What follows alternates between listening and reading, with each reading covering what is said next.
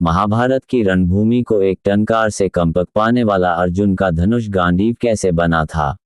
महाभारत में अर्जुन के गांडीव को सबसे शक्तिशाली धनुष माना जाता है। महाभारत की कहानी के अनुसार भगवान शिव का पिनाक और अर्जुन का गांडीव दोनों ही महर्षि दधीची की हड्डियों से बने हुए थे। अर्जुन के धनुष की टंकार से पूरी युद्धभूमि गूंज उठती थी। साथ ही गांडीव तरह ही अर्जुन का अक्षय तरकश भी दिव्य था। अक्षय तरकश से कभी तीर समाप्त नहीं होते थे। महाभारत कथा के अनुसार अर्जुन के गांडीव धनुष के बारे में कहा जाता है कि अर्जुन का गांडीव धनुष इतना शक्तिशाली था कि उसका सामना कोई मनुष्य तो क्या देवता भी नहीं कर पाता था। गांडीव के साथ अर्जुन को अक्षय तरकश भी प्राप्त हुआ था, जिसके बाण कभी भी खत्म नहीं होते थे। अर्जुन का गांडीव इतना दिव्य था कि वे एक साथ कई लक्ष्य भेदने में सक्षम था। आइए जानते हैं अर्जुन को गांडीव कहां से मिला था और क्या थी इसकी शक्तियां। महाभारत की कथा के अनुसार जब कौरव और पांडवों के बीच हस्तिनापुर के राज सिंहासन को प्राप्त करने के लिए विवाद चल रहा था, तो शकुनी ने पांडवों को कुछ समय के लिए शांत करने के लिए खांडवप्रस्थ नामक वन को रहने के लिए दिया। जब पांडव द्रौपदी श्री कृष्ण के पास इस वन में पहुंचे तो उन्होंने इस जगह पर खंडहर ही देखे।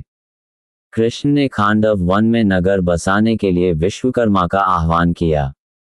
विश्वकर्मा ने प्रकट होकर श्री कृष्ण से कहा कि खांडवप्रस्थ को मयासुर ने बसाया था, इसलिए मयासुर को इस स्थान के बारे में पूरी जानकारी है। आप कृपया उन्हें बुलाएं। विश्वकर्मा के कहने पर कृष्ण ने मयासुर को बुलाया। मयासुर ने कृष्ण को खांडवप्रस्थ का विवरण दिया और वहां एक खंडहर में रखे राजा सोम के रथ के पास ले गए। राजा के सोम के रथ में गदा सहित गांडीव और अक्षय तरकश था। मयासुर ने अर्जुन को गांडीव देते हुए बताया कि ये दिव्य धनुष है जिसे दैत्यराज वृषवा ने कठोर तप करके भगवान शिव से प्राप्त किया था। गांडीव देने के साथ मयासुर ने अर्जुन को अक्षय तरकश देते हुए कहा कि यह अग्निदेव का तरकश है, इसे भी दैत्यराज वृषवा ने प्राप्त किया था। मयासुर ने अर्जुन को बताया कि इस तरकश से कभी भी बाण समाप्त नहीं होते हैं।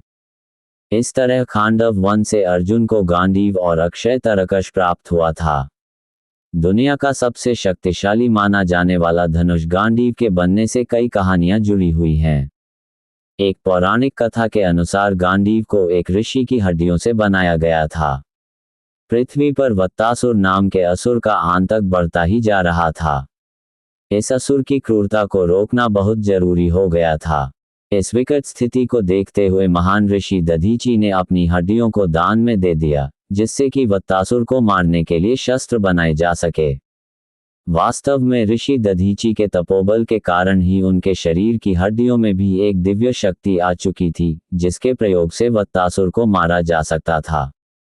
दधीची ऋषि की हड्डियों से 3 धनुष बने, एक पिनाक, दूसरा सारंग और तीसरा गांडीव। उनकी छाती की हड्डियों से इंद्र का वज्र बनाया गया था। इन सभी दिव्यास्त्रों से वत्तासुर का वध किया गया था। इस तरह एक व्यक्ति से दूसरे व्यक्ति तक गुजरते हुए अर्जुन को गांडीव प्राप्त हुआ। अर्जुन के शक्तिशाली धनुष गांडीव की बात करें तो अर्जुन के धनुष की शक्ति का अंदाजा इसी बात से लगाया जा सकता है कि अर्जुन के धनुष की टंकार से पूरी युद्धभूमि गूंज उठती थी। अर्जुन बहुत दूर से ही अपने लक्ष्य को भेद सकते थे। वहीं अर्जुन का अक्षय तरकश से कभी तीर समाप्त नहीं होते थे। अक्षय तरकश में रखे कुछ तीर तो इतने दिव्य थे कि लक्ष्य को भेदने के बाद वापस अर्जुन के तरकश में लौट आते थे। गांडीव के सामने कोई भी अस्त्र टिक नहीं सकता था। काफी रोचक है अर्जुन को गांडीव मिलने की कहानी, आप भी जानिए। पौराणिक कथाओं के अनुसार कठोर तप कर रहे कण्व ऋषि के शरीर पर दीमकों ने बाम्बी बना दिया था। बाम्बी और आसपास की मिट्टी पर सुंदर गठीले बांस उगाए। ऋषि की तपस्या पूरी हुई तो ब्रह्मा जी ने प्रकट होकर वरदान दिया, लेकिन जब जाने लगे तो ध्यान आया कि कण्व की मूर्धा पर उगे बांस सामान्य नहीं हो सकते, इसलिए इसका सदुपयोग करना चाहिए। तब ब्रह्मा जी ने खुद उसे काटकर भगवान विश्वकर्मा को दिया, जिन्होंने उससे 3 धनुष पिनाक, शार्द और गांडीव बनाए। इन तीनों धनुषों को ब्रह्मा जी ने शंकर जी को दिया और उन्होंने देवराज इंद्र को दे दिया।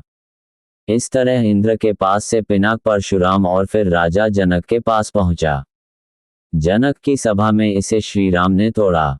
गांडीव वरुणदेव को मिला था, जिसे उन्होंने अग्निदेव को सौंपा था, जिनसे प्रार्थना कर अर्जुन ने इसे लिया था।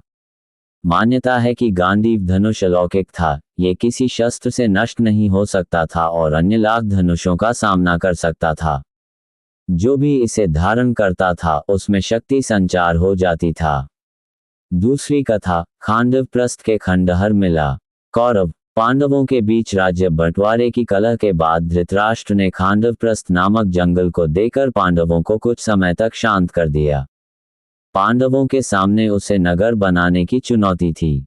यमुना किनारे बीहड़ वन था, जिसका नाम खांडव वन था। पहले इस जंगल में एक नगर होता था, फिर यह नष्ट हो गया और खंडहर ही बचे।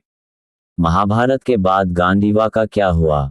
बाद में पांडवों ने संन्यास लिया और हिमालय की यात्रा पर निकल पड़े। रास्ते में अग्निदेव आए और उन्होंने अर्जुन से कहा कि वह गांडीव को वरुण को लौटा दें, क्योंकि ये देवताओं का था।